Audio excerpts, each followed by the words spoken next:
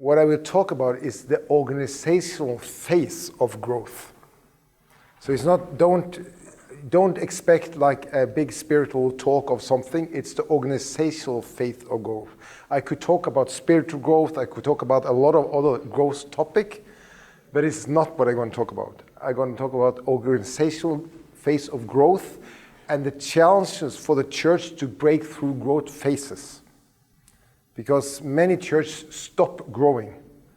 And sometimes has nothing to do with the spiritual. It has to do with leadership and don't understand where they are in growth phases. And that church need to be led different ways in different phases. Maybe with the same leaders, but different. And that's so I hope that clarifies expectation. And then if you manage, we will go then, so what about change? If you're going to have a change in an old church, or in a stagnating church, or in a plateauing church, how can we make transition and make change? So, two topics. Is that what you expected, or was it something else? So if it's totally wrong, so you can you can leave. Hello. It's okay? Yeah. We'll see.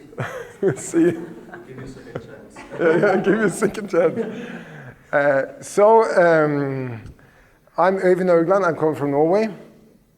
I have kind of 2-3 things on my hat. Number one, I'm pastor, church planter for some years, 20 years plus, in Evangelical Lutheran Free Church.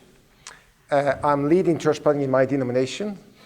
I have for 20 years led a national movement of church planting. At the same time, I have started 2 businesses and working in consultancy and businesses and developing organizations in businesses, and are leading M4 Europe as a movement in Europe. So I have one foot in business organization development, in business organization, and doing coaching, training, developing team organization in businesses and organization. At the same time, I'm passionate for Christ, and I also want to bring him out there in the business, and also plant churches that reach people. So that's kind of, and maybe the most important thing, I'm married with Linda, I have 4 kids. The oldest one is here, he's 22, and I have 20, 18, and 16 years old. And I have a beautiful wife, that's true. You know her. So that's who I am. And because of that, I have worked also in Norway with some of the biggest organizations, Norwegian Lutheran Mission, bigger organization of changing the whole organization. But I also work with local churches of practically breaking growth barrier, to help them get through when they are stuck. And what I try to then explain is that we have different phases of growth in a church. And I think, like everything in nature, if you see this is a tree, if you cut it, you know? And there is some white and there's some dark. And what is the dark? During the winter.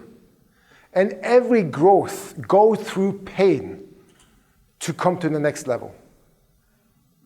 Life is growth phases. And many phases of life have challenges and pain. And you can grow into maturity, or you can grow into some maybe immaturity. Depends on how you deal with the different phases of life. Teenagers is one phase. 28 to 32 years is one phase. That's when realism and idealism meet each other in an adult life. When you start to ask so many questions of your idealistic attitude and thinking, and you start to try to bring this together, that's one crisis in all adults growing into maturity. So all life has, in the growth, some growth and pain and challenges to come into the next phase, I think. That's how maturity comes. Maturity don't come through an easy peasy, everything is easy, I don't think so. And I think many of us have learned that Pain is also a part of the life. Pain is also a part of the organization. Crisis is something that's real. And it's in the church also. Please take a seat, like here, it's placed there. And, you are also here. Thank you. Welcome. So that's my introduction. I believe, like in winter, it's crisis.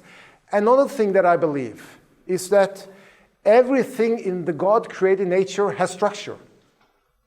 Like a leaf, there's a big structure. Like a human body, we have structure. So the church is both an organism of people living, but it's also an organization. You can try to say it's not an organization. Even a family with 4 kids needs some structure. I don't know if you have experienced that. They need some structure to kind of have a healthy life. So all human life needs structure. So it's organic, but it's also organization. It's living, but it's also structured. It's family, but it's also temple. That's a biblical picture. It's temple. So it's both and. So I believe life goes through crisis in development. I believe church is both organic, living, but structure, organization. And the organization part I'm going to talk about. Because when you start a church, because I'm in church planting, and you start a church, and I've started 2 churches that is living and healthy. And when you start a church, this is a beautiful phase. Because this is the phase when you pioneer something of enthusiasm.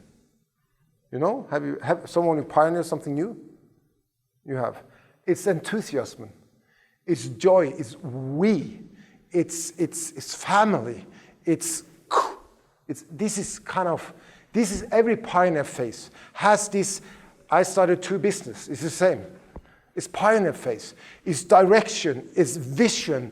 It's moving. It's not so very structured in the beginning.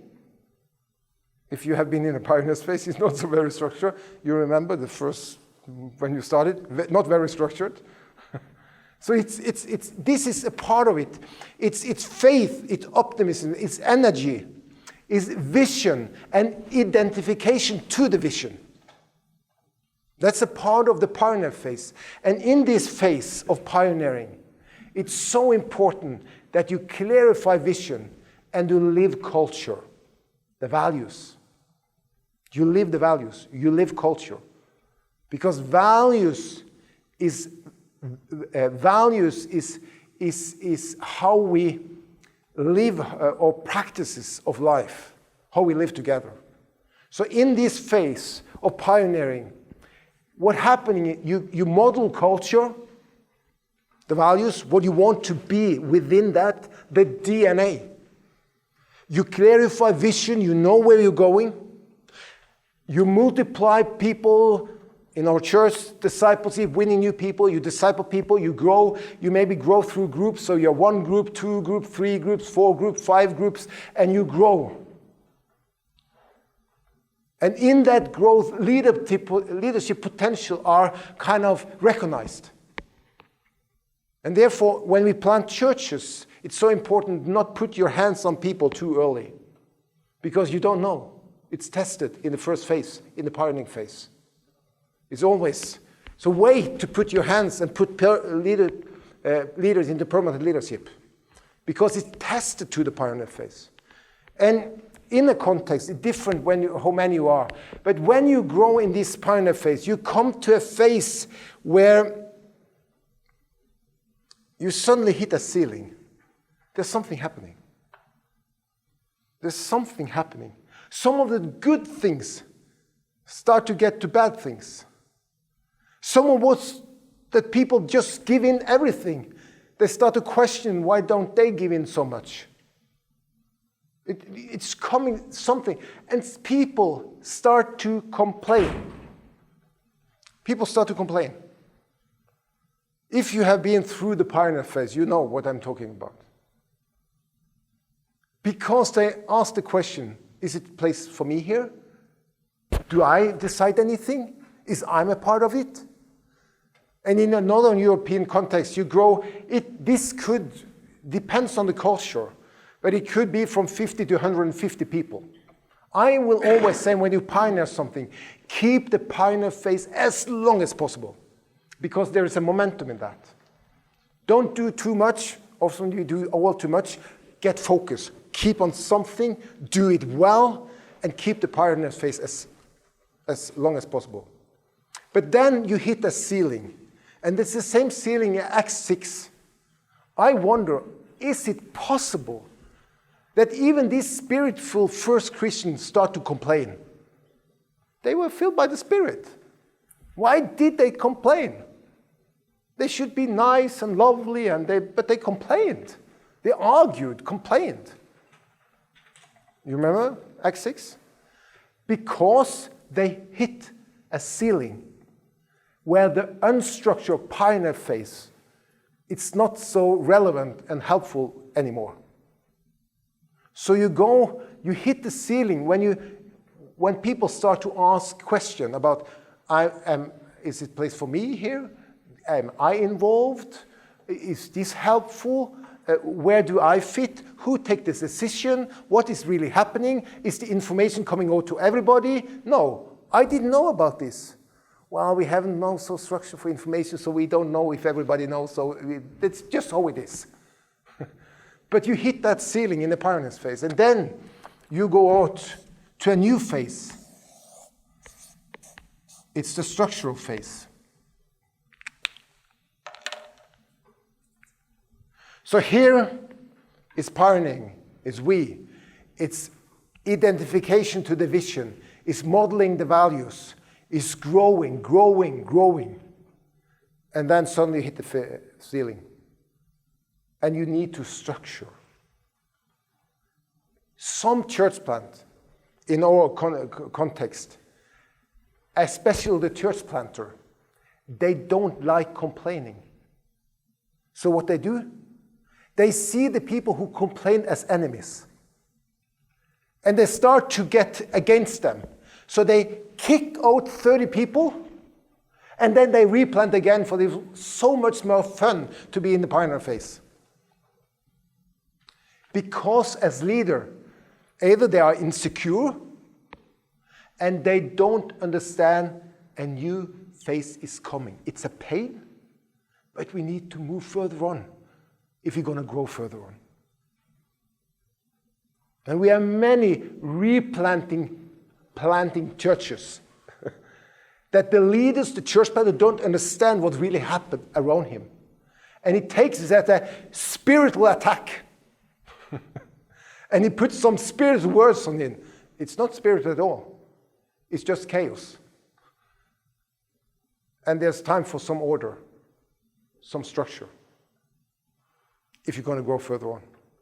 So then you come into a structural phase of the organization. I will say it's dangerous with number, because when you talk about Slovenia or Norway and Spain and Russia, it's very different when it comes to church and number. And it's very different. So it's danger with number. But I will say this could be like 50 to 150.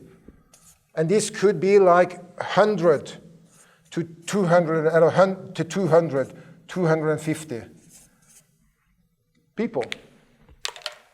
Dangerous with number. But you understand what I tried to say. So when you then come into the structuring phase, what is that? Well, this is about, I want to just take up my note. You need to enlarge your home. Before you had only one room, and we were all together. Now you need to make more space, more room, for people to decide in their own room. You understand? More space, more room. Give more leadership to other people. And in Act 6, the leaders decide, we're going to concentrate on leadership. And that's what you need. The leader needs to concentrate on leadership. to lead, and they need to do different people working with different things. So you put more leadership. In the first phase, you reveal leadership potential. In the second phase, you train the leaders. And if the leaders are so involved in planning, coordinating, and not training the leaders, well, you don't bring up leaders around you. You don't disciple people. You don't have structure to really move on further on. So in this phase, the home gets more room. You concentrate in leadership. You grow in quality. This phase is very outgoing.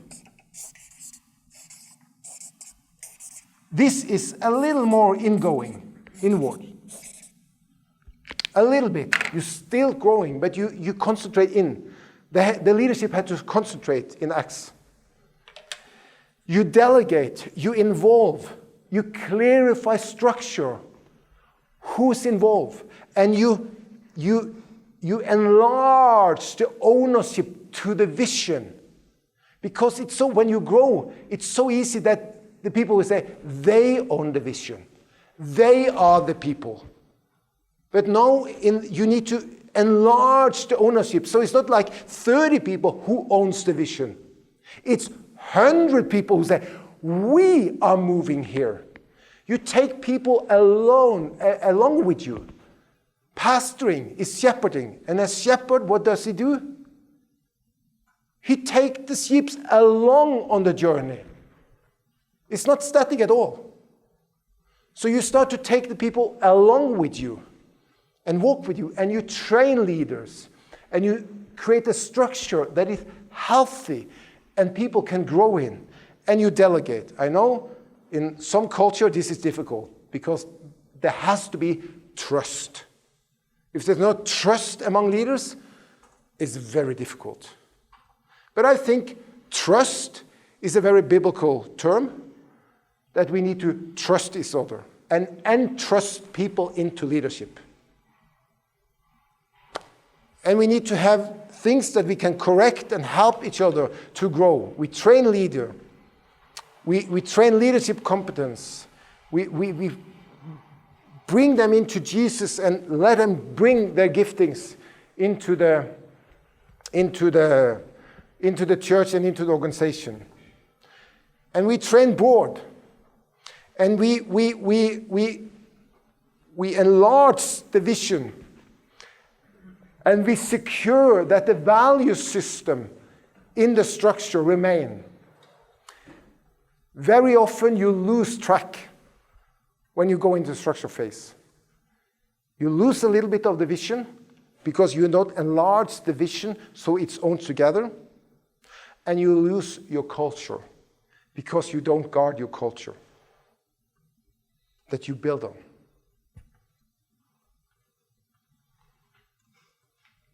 The challenge here in this phase is this. If here is the big picture, and here is the detail. If here is the now, and here is the future. Okay?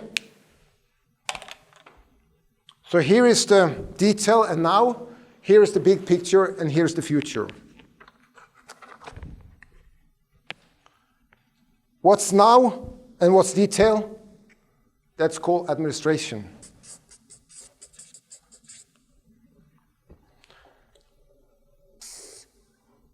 Little more big picture, but not so much.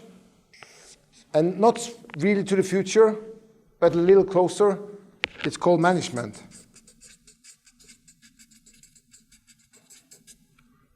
Big picture and future is called leadership.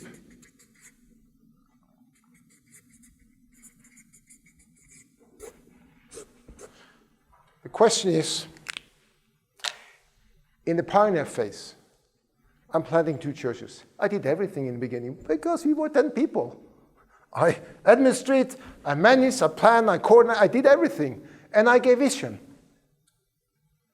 You know, I need a little bit response because I don't need, is my English okay? Do you understand me? Yes. Yeah. Thank you. It's just who I am. So, and then you grow, you need some structure that you need to manage. But you give leadership. But when you grow more in the structure phase, if you still are dealing with the detail, still are coordinated planning and everything, you are not managed to lead. So what I will say is this. Management is problem solving, is planning, it's following up, accountability, is coordination, that's management. Leadership is guarding the culture. Are we living in the way, the healthy life of the people? Are we living in the way that we think we should? Are we seeing the flock going in the right direction? We are guarding. We are developing leaders around us. We invest in leaders. We are communicating vision, not once a year, but every week. Because you know, we are on this way. We are on this mission. Do you know? Should you be with us? We are here. It's here we're going. This is what God has called us to. This is where we're going. We are communicating vision in every meeting, everywhere we are, because we are leading people in a direction. We are leading. It's strategy integration. We help everything in the organization to go in one direction. One direction. And it's resource integration. We see where we're going and we allocate resources to what's needed. That's leadership.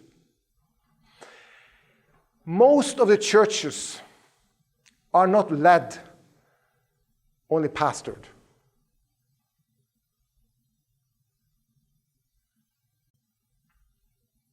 Because many pastors have not leadership giftings, or they have not developed leadership gifting to that level. Because when you're growing the organization here and move into the end of this phase, if you don't move away from administration, planning, coordination, accountability, problem solving, pastoring,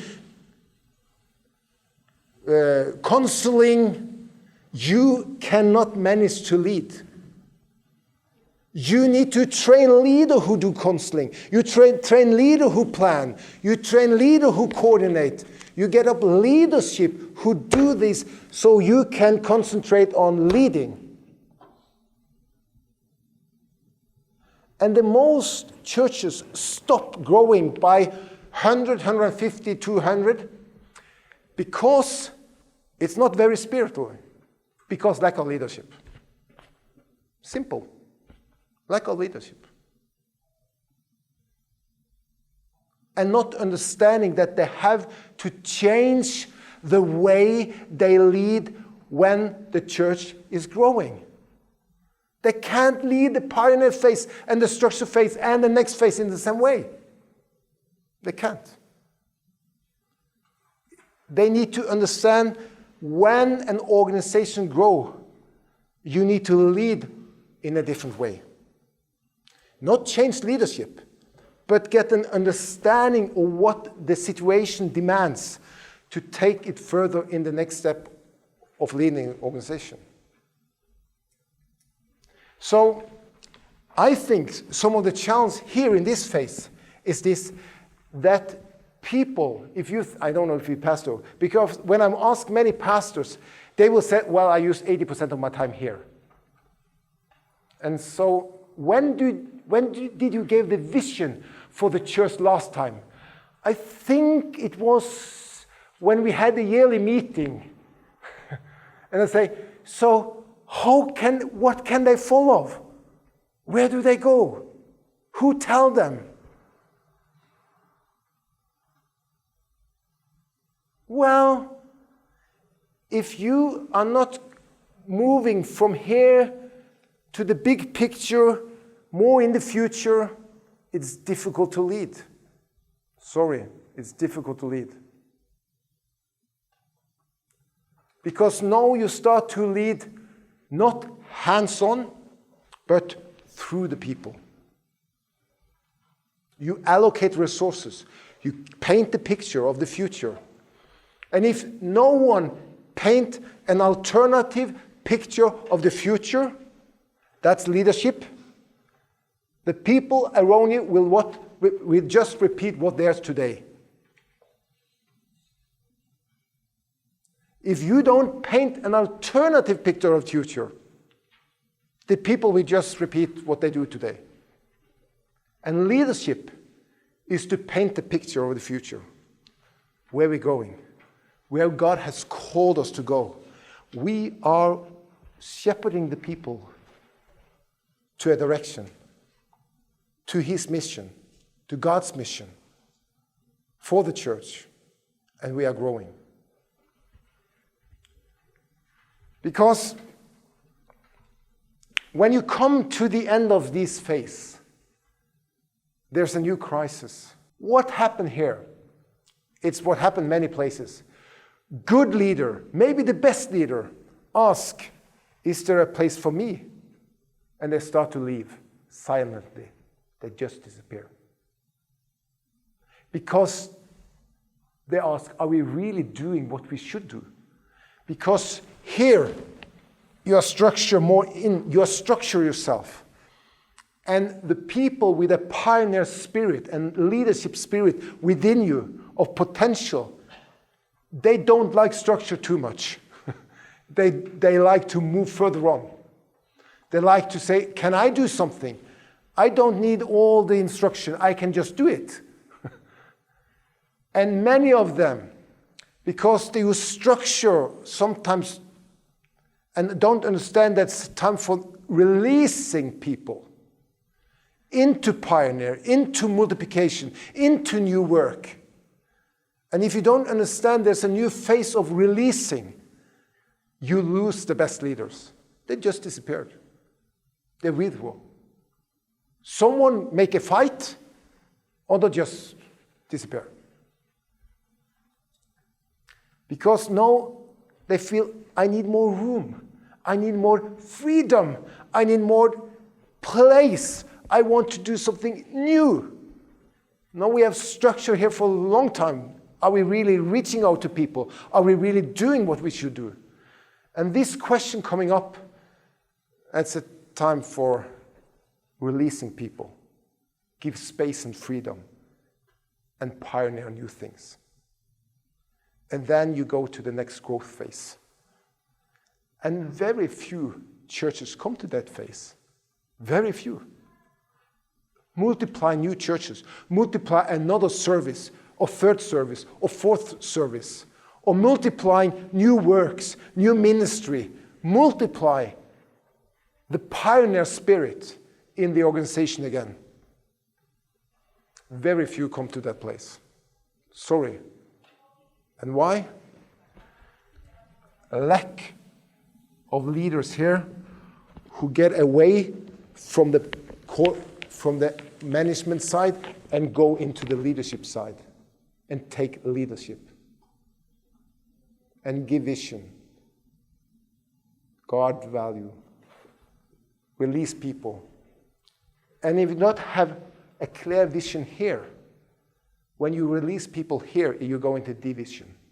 And if it's not there's trust among the leader here, you have a problem here. So here you work to build leadership, build the trust, build new leaders, new levels of leaders into the organization.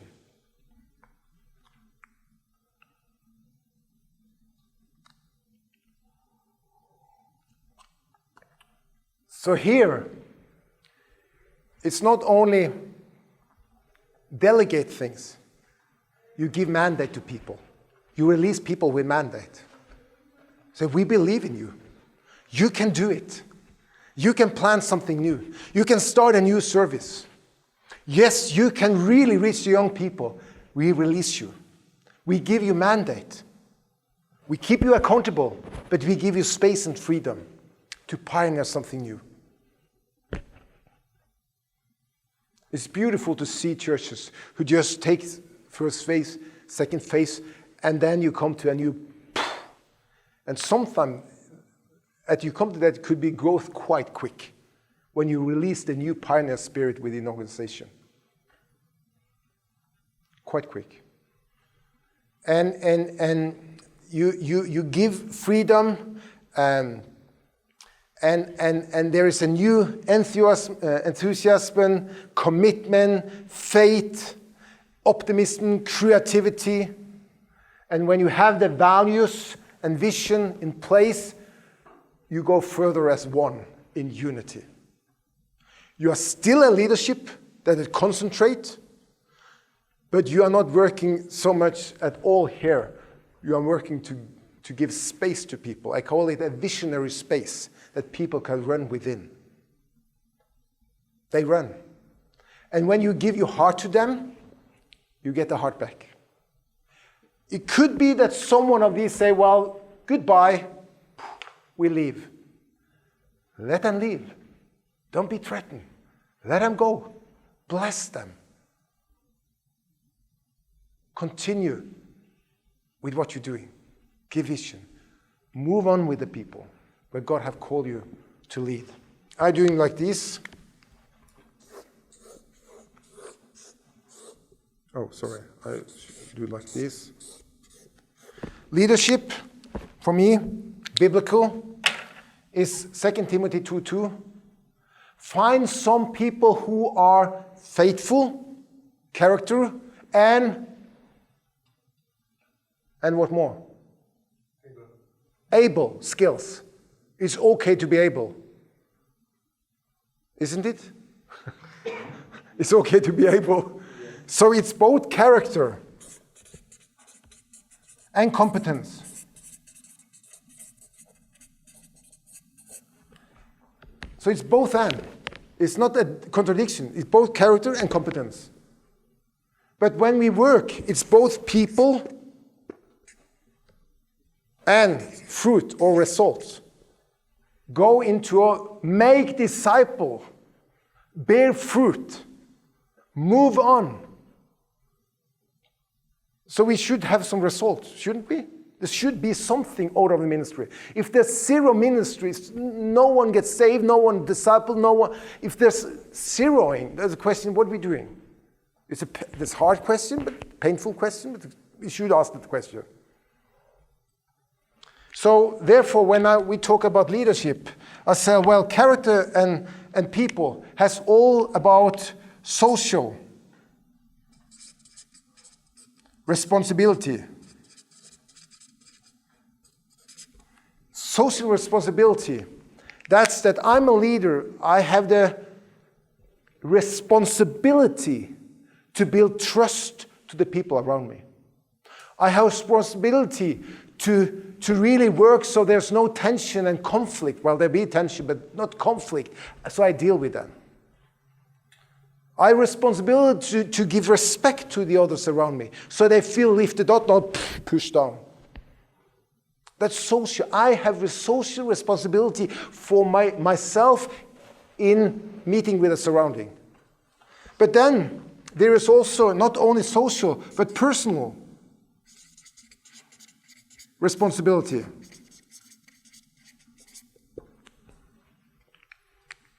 Personal responsibility. What is that? Well, I'm responsible. Nothing will happen. You will have no result if you don't take personal responsibility. If you sit and wait that everybody else should do things, you don't take responsibility for the situation, for your own life, your health, your body, what you're going to do, you need to take personal responsibility. This is the character side, and we have a lot who are very nice people. High character. But high character don't move anything. But in biblical, we will say, I would prefer high character than high competence. Or in some way, both and.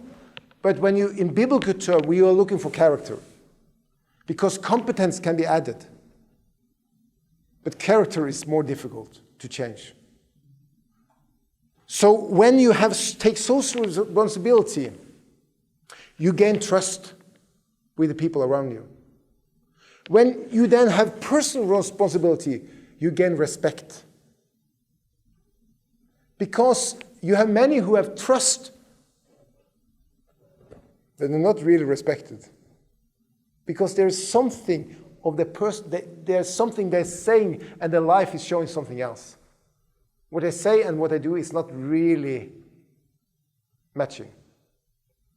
So, but if you have trust and respect, you don't lead. But that's the basic for leading. You need trust and respect to lead. Therefore, we need to work on the character side.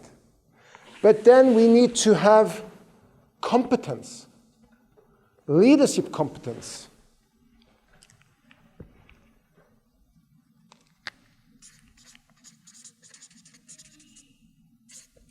And what I call social competence. And for me, leadership competence is visionary competence, directional competence, organizational competence, how we communicate with the people. That's more social competence. So there's a lot of competence area. So when I'm working with people, I work also to grow the competence. How can you grow in visionary competence? How can you grow in understanding organizational competence? That's what I try to tell something about. So I think growing as leader, but in the middle here, I call it mandate. That you have to lead out from who you are. And there's a research from Harvard Business on leadership that is very biblical, very biblical. They say good leader, they know their history and embrace their history. They live reconciled with their own history. That's Christian, isn't it? To live reconciled with your own history. Take God's grace into your own history. That's brilliant. And they say they know their potential, they know who they are. Their giftings, their skills, their motivation, they know who we are. And they are, third, intrinsic motivated. They have a passion, and they're living out their passion. And fourth, they have an integrated life house. They manage to balance their life in a good way. Work, service, private, job. They manage to keep things integrated. Not only in balance. Sometimes we are unbalanced, but integrated. And fifth, they have always managed to get good people around them. Some can help them in the different area. They are accountable. I think this is very biblical. Integrated life, very biblical. Embrace your own history, reconcile history, very biblical. Understand your potential. Jesus said, I know who I am and know where I'm going, when he was talking to Pilate. Well, very biblical. Living out from intrinsic motivation, quite biblical. Be accountable to others, okay, biblical. I love that because a lot of the human resource from the top business is just revealing biblical principle of leadership of living. I love that. If you're coming in a traditional church, and you should do some change. There is some. I just give you some rules of thumbs, like some that I think is important. Number one, change is rooted in leadership, but coming from the fringe. What do I mean? If you come in a traditional church and there are split in leadership, forget change.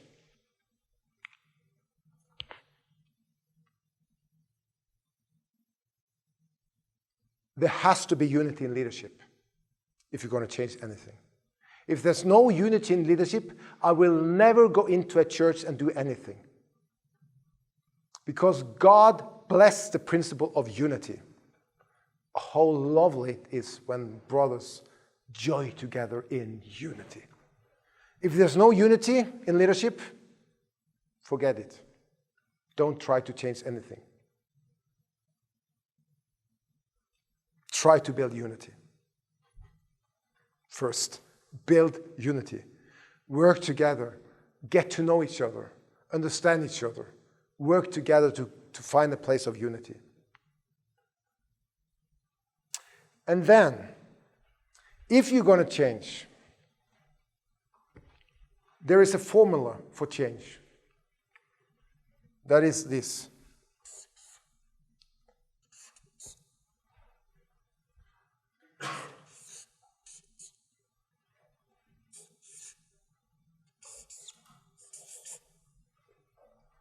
This is very simple. That vision plus dissatisfaction plus plan have to be bigger than resistance. So what's the first?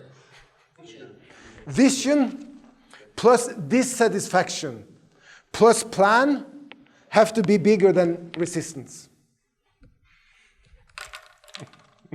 So how does it relate to what we just said about the unity? If there's not another new vision in that unity, forget to change.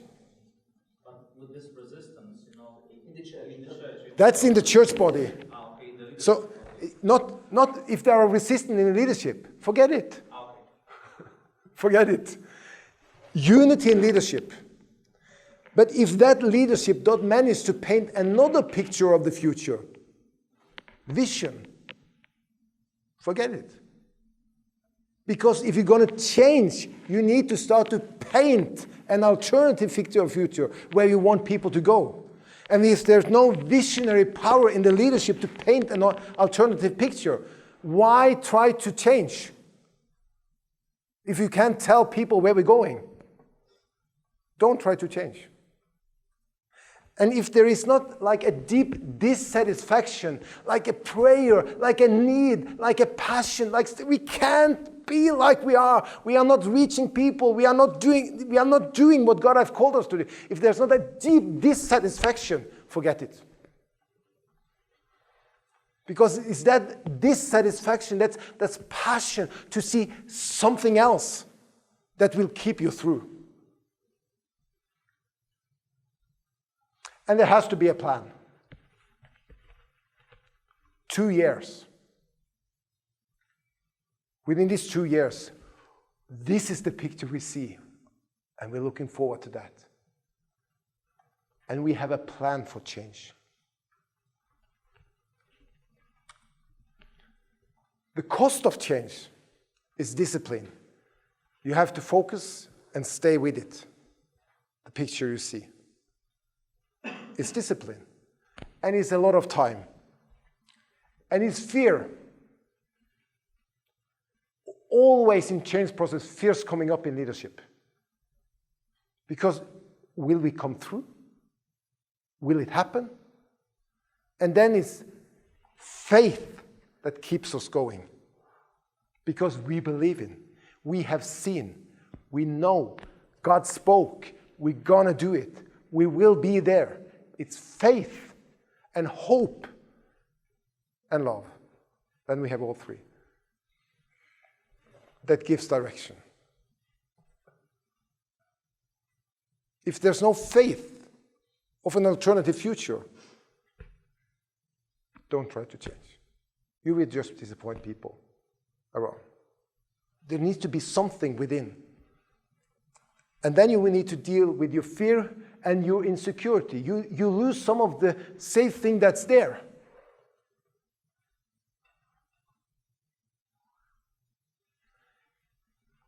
And your relationship to some good friends or some others are maybe really tested. That happened. And it's good to have a little humility. But what's important? Change is not often coming from inside out, it's coming from outside in. But it's rooted here. Because you paint an alternative picture, and some would say, yes, we are with you. We have longed for this. We have waited for this. And they will start, they will start not from the kind of more central, but they will start something new and to build a new culture, a new way of being church, a new way of something. And you start to get into and taking on more and more of the church. And the best is to be with new people. New people coming to faith, new people. And you create something. Because change is by definition an attack on the existing. It is. It's felt as I'm not good enough. I have been here for 30 years, 40 years. And what I have done in 40 years is not good enough. That's kind of what it feels. It's a loss of influence for some people. It's a loss of influence. I have not the influence. I was the one who played the piano, the organ every day, every week in 30 years, and no, I'm not doing. They don't want me anymore. They don't want me anymore. I'll lose my influence. I don't like that. I will fight for that. That's happened. That's change. It's loss of influence. It's fear of the unknown. It's fear for not succeed. It's a relationship that can be tested and destroyed.